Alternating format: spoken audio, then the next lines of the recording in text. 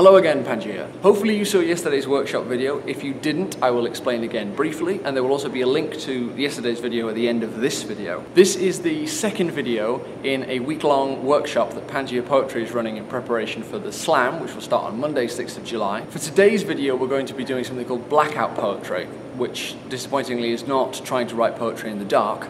It is instead newspaper poetry, or really any print media. What you need to do is you need to go and find some print media somewhere. I recommend a newspaper, but you could also use a magazine or print some text off, or anything really. What you do then is you go through the text that you found and you find interesting words and phrases that you think would go well into a poem. Then use those words and phrases to construct a poem. When you've done this, go through and black out everything, all the text that isn't part of the poem. This can produce some really abstract and surreal things, but go with it. You can try and make it more realistic if you want, but it helps if you embrace the surrealism, I find. Some people as well use blackout poetry as an artistic thing, so they black out the other words in interesting ways. If you want, do feel free to let your inner artist go and show us the results. We'll be interested to see what happens. Whilst this technique may not produce an excellent finished piece, it is an interesting way of finding some ideas that you wouldn't necessarily have thought to put together to spark a new piece. So, find some print media, give this a go, and we'd love to see what you produce, so do tweet pictures to us or share them on Facebook,